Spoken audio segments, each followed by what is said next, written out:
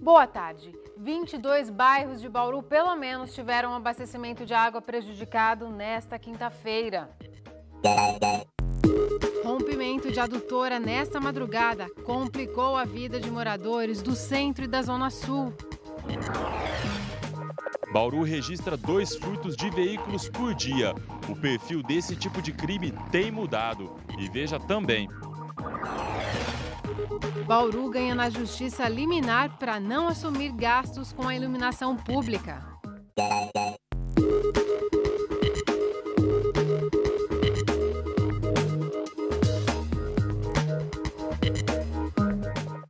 A gente começa esta edição do Nesp Notícias mais uma vez falando da falta d'água. 3 problemas na rede de água de Bauru deixaram 22 bairros em diversas regiões da cidade com o abastecimento prejudicado.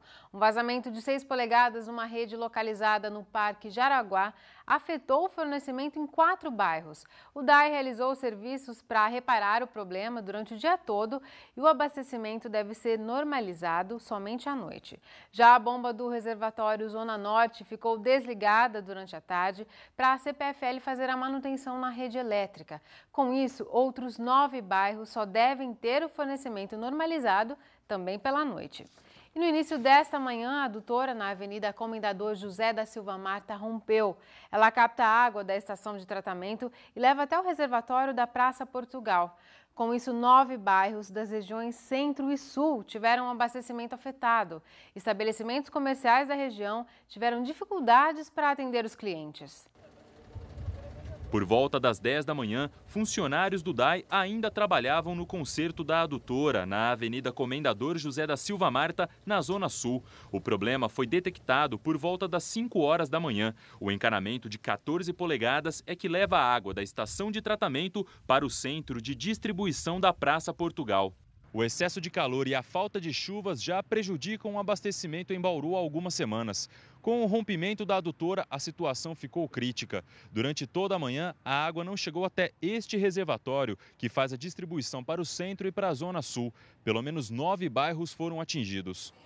Na Avenida Getúlio Vargas, por pouco esse restaurante não funcionou. Chegamos, não tinha água em nenhuma torneira, as minhas caixas estavam sem água, eu só tinha uma caixa com pouca reserva, que foi onde nós conseguimos começar a trabalhar. Mas eu ligando no DAI, fui atendida pelo Adalto de lá, ele foi muito atencioso, nos enviou um caminhão-pipa, mas chegou aqui 10h15 da manhã. Então isso atrasou tudo, eu abri 11h30, eu ainda estou sem cardápio para soltar, porque não houve tempo de fazer.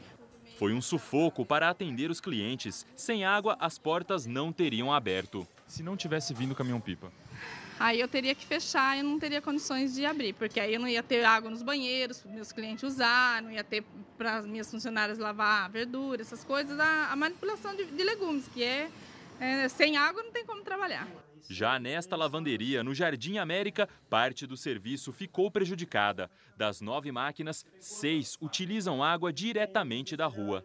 Eu estou usando os meus reservatórios, que não são muito grandes, mas eu tenho capacidade de trabalhar até umas 2 horas da tarde, talvez. Quer dizer, já está atrapalhando o serviço de vocês? Está atrapalhando, não atrasou exatamente ainda, mas se persistir até o final do dia, eu vou ficar com alguns serviços que seriam para amanhã, pela manhã, vão ficar prejudicados. Quer dizer, se continuar faltando água, amanhã você vai ter que ligar para cliente? Se faltar água, com certeza eu vou ficar com uma situação bastante difícil e alguns clientes ficarão prejudicados, né? A adutora que rompeu e causou esses transtornos foi consertada agora no início da tarde. Porém, o abastecimento só deve ser normalizado à noite. Quem quiser solicitar a água dos caminhões-pipa do DAI deve ligar para os números 0800 77 10 195 de telefones fixos e 3235 6140 se a ligação for feita de celular.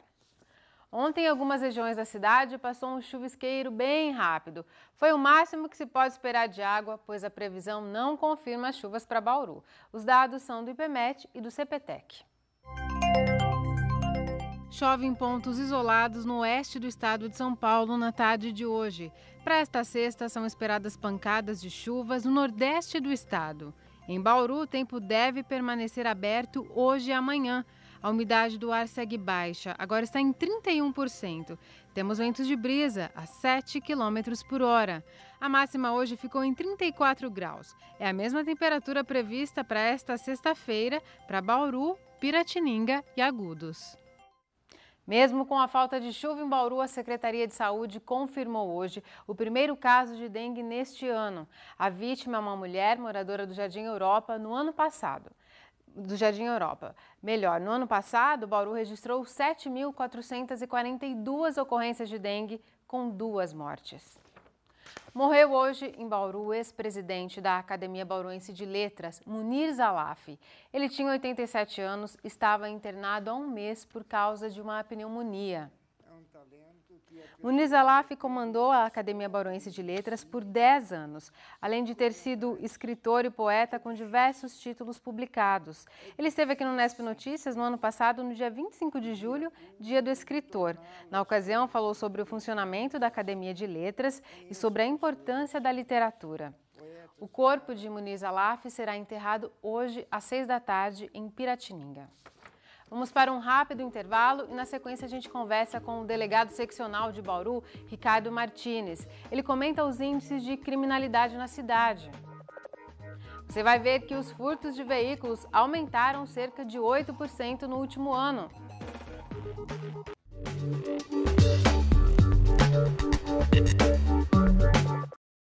Os furtos de veículos em Bauru cresceram 7,7% em 2013 em comparação com o ano anterior. A polícia acredita que o perfil dos bandidos que praticam esse tipo de crime esteja mudando. A ação é rápida. Em menos de 1 minuto, o bandido arromba a porta, faz a ligação direta e leva o carro. As imagens foram gravadas por uma câmera de segurança de uma loja no centro de Bauru, no dia 11 de janeiro. A cena tem se tornado cada vez mais comum. Só neste começo de ano, pelo menos 60 furtos de veículos foram registrados na cidade. O número mantém a média dos últimos 2 anos. Em Bauru, todos os dias, pelo menos 2 casos são registrados. De acordo com o balanço da Secretaria de Segurança Pública de São Paulo, em 2013 foram 819 casos, número superior ao de 2012, quando 760 veículos foram furtados na cidade, um aumento de aproximadamente 8%.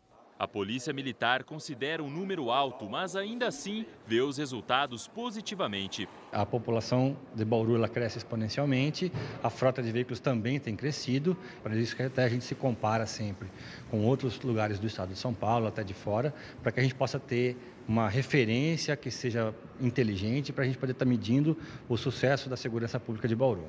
Para a polícia, a prevenção desse tipo de crime começa com os motoristas. Estacionar em locais de pouco movimento pode colocar o patrimônio em risco. A polícia ainda acredita que esses números têm sido altos nos últimos anos por causa de uma mudança de perfil nos furtos de carros e motos. No passado não muito distante, realmente era bastante diferente. A maioria dos veículos furtados eram picados, desmanchados e depois essas peças eram revendidas para comércios, estabelecimentos comerciais que ilegalmente comercializavam essas peças no mercado. Hoje, então, esses furtos servem para quê? Para que a pessoa furta um veículo? Percebemos que a maioria dos furtos de veículo aqui em Bauru ou são para o transporte de objetos furtados das próprias residências das vítimas ou então até por menores de idade que furtam os veículos para dar uma volta e furtar pequenas peças, objetos como macaco, chave de roda, a própria roda do veículo, bateria e som, para levar apenas esses objetos e o veículo então é recuperado. Nós vamos repercutir esses dados com o delegado seccional de Bauru, Ricardo Martínez. Doutor Ricardo, muito obrigada por sua presença aqui no Nesp Notícias. Eu que agradeço o convite. A gente viu então que teve um aumento no ano passado em relação a 2012 no número de furtos de veículos. Como que a polícia pretende intensificar o combate a esse tipo de crime especificamente? Como foi dito já na reportagem pelo oficial da Polícia Militar, houve um aumento, isso preocupa, porque nós temos que evitar a prática do crime. Mas um dado que não foi colocado, e eu gostaria de colocar, é que a recuperação de veículos furtados em Bauru, ela gira em torno de 90%. Então, bem alto, né? Bem alto, se a gente considerar todo o estado. Isso indica o quê? Indica que esses veículos, ou eles, na verdade, são subtraídos com a intenção de retirar o que tem dentro dele, ou peças, ou são o que nós chamamos de furto de uso. A pessoa pega esse veículo simplesmente para usar e acaba abandonando, o que nem é considerado crime pela legislação penal brasileira, ou são veículos que são levados em furtos a residências e roubos a residências para o transporte de objetos furtados. E quando é feito o registro, consta também o roubo do veículo. Mas, na verdade, a intenção em nenhum momento foi roubar o veículo, porque esse veículo acaba sendo abandonado posteriormente. Então, o que nós entendemos que deve ser feito por parte da Polícia Civil? A intensificação na investigação para se identificar os autores desses furtos. O crime de furto hoje é um crime que, se você não conseguir associar o indivíduo numa associação criminosa, se ele não participar de uma quadrilha, dificilmente ele vai ficar preso. Ele tem direito até, inclusive, à fiança, né? Então, nós temos que identificar e combater principalmente os receptadores. O senhor comentava anteriormente que há uma legislação, uma lei nova que também ajuda a combater esse tipo de crime, uma lei recente. É uma lei que ela não tem aspecto penal, é uma lei que foi promulgada pelo governador agora no começo de janeiro, né, mas que ela prevê sanções administrativas rígidas para aqueles estabelecimentos que comercializarem de forma irregular peças de veículos automotores, inclusive com a proibição de poder exercer outra atividade comercial. Existe essa lei, ela existe um período de adaptação. A par disso, nós constatamos em Bauru, no dia 2, nós fizemos uma operação, a Polícia Civil, nos locais onde que poderiam estar sendo comercializadas peças de veículos furtados, e nós não constatamos nenhum ilícito penal, mas constatamos várias irregularidades administrativas. Foi feito um expediente com o nome desses estabelecimentos, e nós encaminhamos cópias para a Prefeitura Municipal para que controle o alvará de funcionamento e também para a Secretaria da Fazenda. Certo. E quando a Polícia Civil soluciona um caso de furto de veículo, como que a vítima é comunicada? Recentemente veio à tona o caso de um senhor que, depois de 3 anos, ele encontrou o carro dele que havia sido furtado no pátio da Ciretran. E no boletim de ocorrência consta que o carro foi localizado 2 dias depois. O que aconteceu nesse caso? Foi lamentável. Nós estamos apurando isso aí. Houve realmente uma falha por parte da Polícia Civil. Qual que é a rotina e o que determina, inclusive, a legislação, as resoluções estaduais?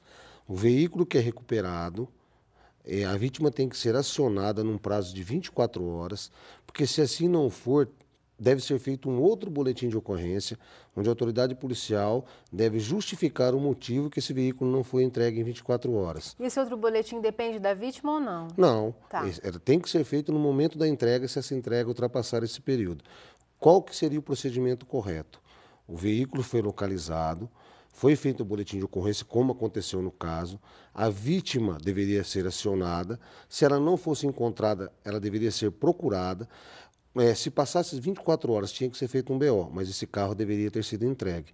Nós estamos encaminhando toda essa papelada, essa documentação, quando tomamos conhecimento do fato pela imprensa, inclusive, para que uma provável falha administrativa seja apurada pela Corregedoria da Polícia Civil. Ligado, olhando os índices, o balanço fechado já do ano passado, a maioria dos crimes teve redução, mas alguns tiveram um aumento importante. No caso de tráfico de entorpecentes, o número de registros cresceu em 37%. Como se explica esse aumento? A gente pode explicar como uma intensificação no combate, né, por parte dos organismos policiais, né? Ou também podemos verificar um aumento, né, nas pessoas que estão praticando esse tipo de crime. Eu costumo dizer que o crime de tráfico é um crime de difícil combate. Por quê? Pode ser talvez o único crime que a gente conhece que tem uma parcela da população, certo, que não tem interesse no combate, que é justamente aquele que é o dependente químico. Então, é um tipo de crime de difícil combate, né? Existe a conivência por parte dessa parcela, infelizmente, mas nós temos que combater diuturnamente, porque todo mundo sabe a tragédia que pode causar aí no meio de uma família uma pessoa dependente química. Então, eu vejo com bons olhos, porque a gente percebe que todo dia, na Central de Polícia Judiciária, é apresentado um caso de tráfico de entorpecente. A Delegacia de Investigações sobre Entorpecente tem atuado, inclusive ontem atuou na chamada biqueira e acabou prendendo um traficante no combate. Mas é realmente uma luta que não depende só da polícia, é uma luta que depende de outros aspectos sociais que deve ser levado em consideração. Um outro tipo de crime que registrou aumento foi o de estupro. Foram 137 vítimas no ano passado contra 120 em 2012. O crime de estupro antes, ele foi modificado. Né? Antes ele tinha que ter uma conjunção carnal e ele só ocorria entre homem e mulher. Hoje, com a lei, não. Qualquer ato libidinoso que é praticado, tanto contra um homem quanto contra a mulher, ele é considerado um crime de estupro. Então, isso fez com que também esse índice aumentasse. E a tipificação no momento do caso que é levado à autoridade policial. Então, a autoridade policial, por exemplo, ela analisa o caso. Houve um autor acabou passando a mão na vítima. Se ele entender naquele momento que houve uma intenção sexual, ele pode registrar isso como crime de estupro. Agora, o que é importante frisar é o seguinte: nós não percebemos estupros puros, que são aquele que a vítima é arrebatada, é arrastada. A maioria desses crimes acontece no seio familiar, onde a vítima e o autor são próximos, ou parentes, né, ou vizinhos. Né? É isso que tem que ser combatido, e isso tem sido feito sistematicamente através da Delegacia de Defesa da Mulher. Certo. Falando em combate à criminalidade, eu queria que o senhor comentasse, então, hoje a polícia prendeu uma quadrilha que planejava um assalto a banco, né? Isso. Isso foi um trabalho de inteligência que vem sendo feito após a prática de vários crimes de roubo a caixas eletrônicas, inclusive com armamentos pesados. Nós trouxemos para Bauru todos os inquéritos que estavam nas cidades que pertencem à seccional, cidades pequenas, para centralizar essa investigação. Dentro dessa ótica do combate a essa quadrilha, porque, como já disse, eles possuem armamentos pesados, nós conseguimos uma investigação através da DIG. Né? Há 10 dias essa investigação estava em andamento. Ontem, nós tínhamos informação que esses indivíduos, 9 indivíduos, viriam de São Paulo, da Grande São Paulo, todos com passagens, inclusive com roubo a bancos no passado, e ficaria na residência do indivíduo aqui de Bauru, que é o que dava a logística. Iriam fazer esse roubo aqui em Bauru e retornariam para São Paulo. Essa era uma informação precisa. Nós, então, fizemos um planejamento e decidimos para efetuar a prisão antes que eles praticassem o roubo. Tivemos um serviço de investigação no local, na residência que já estava levantada, onde o indivíduo ia receber os indivíduos. Quando da chegada do pessoal de São Paulo nos 3 veículos, fizemos a abordagem, conseguimos a prisão dos 10, inclusive daqui, com 4 armas de fogo, né, com farto material para a prática do crime. E nós acreditamos que essa quadrilha, nós já temos até provas disso, tem atuado em pelo menos mais 2 crimes de roubos a caixas eletrônicas aqui na região. Então, foi um trabalho bem feito por parte da Delegacia de Investigações Gerais, né? E nós conseguimos tirar de circulação esses indivíduos que migravam da capital para poder praticar o crime aqui em Bauru. Ótimo, delegado Ricardo Martins, muito obrigada por sua participação. Eu que agradeço. E coloco a Polícia Civil de Bauru à disposição da televisão, da TV Unesp, para os esclarecimentos que forem necessários, tá bom? A seguir, a gente fala da vitória parcial da Prefeitura de Bauru em relação à polêmica da iluminação pública. Voltamos já.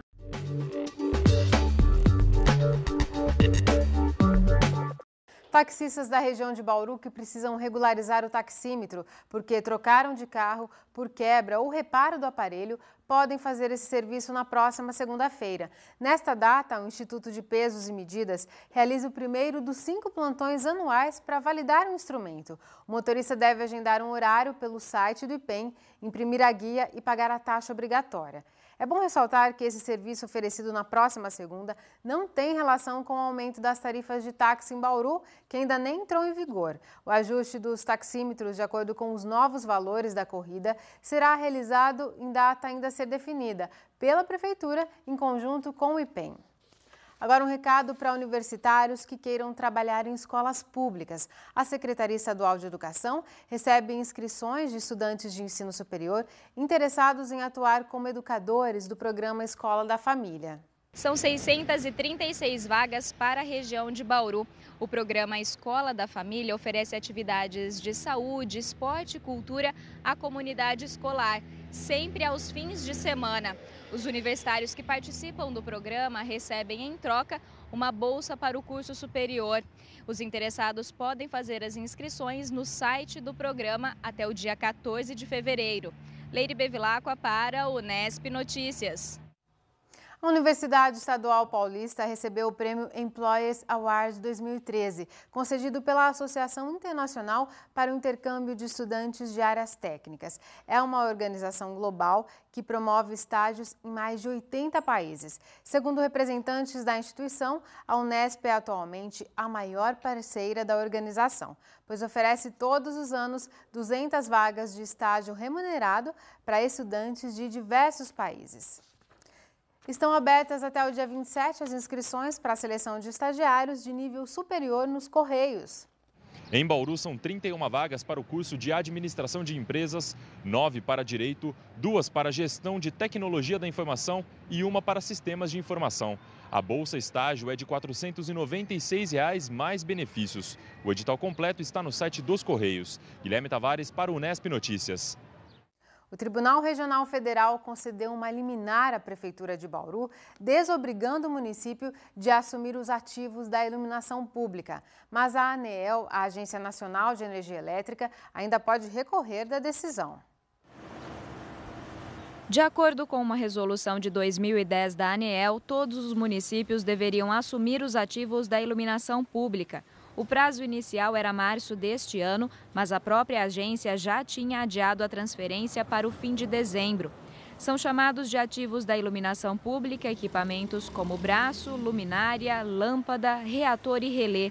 Para assumir a manutenção desses equipamentos, a Prefeitura de Bauru teria que repassar uma parte dos custos à população, aumentando a contribuição de iluminação pública, uma tarifa que já é paga nas contas de energia. Ainda assim, o município teria que assumir parte dos custos. Para contratar o gerenciamento, a gente calcula que os preços iriam variar de 3 a 6 milhões de reais a mais. É um dinheiro que a Prefeitura não tem, esse dinheiro sobrando. Esse dinheiro, para nós, é muito importante que possa ser utilizado em outras obras necessárias na cidade. Mas, com a liminar do Tribunal Regional Federal, o município fica desobrigado a assumir os ativos até que haja julgamento em última instância. Eu acho que foi uma vitória, mas uma vitória que ainda não deve ser comemorada, porque tem um longo caminho ainda pela frente. Nós precisamos que haja uma discussão um pouco mais aprofundada pelo Judiciário, numa decisão de mérito. O vereador Renato Purini, líder do prefeito na Câmara, coordenou um movimento regional de vereadores e prefeitos contra a transferência dos ativos. Segundo ele, a liminar concedida à Prefeitura de Bauru pode favorecer outros municípios. Quando o Bauru foi à Justiça, aproximadamente 40 municípios da região foram ao mesmo tempo com o mesmo modelo de ação de Bauru. Foi uma ação que nós fizemos de forma coordenada. Então, se Bauru conseguiu, com certeza esses outros municípios também conseguirão. Enquanto não há uma decisão em definitivo, a preocupação da Prefeitura é com a qualidade do serviço. O que a gente não quer é que ocorra uma precarização do serviço de iluminação pública por conta dessa medida, até porque a CPFL, mesmo obrigada judicialmente, não vem prestando serviço com a mesma qualidade que prestava antes dessa mudança nessa regulamentação da Agência Nacional de Energia Elétrica. Essas foram as notícias de hoje. Você pode rever as reportagens desta edição em nosso site. O Unesp Notícias volta amanhã às 5h30 da tarde. Tchau!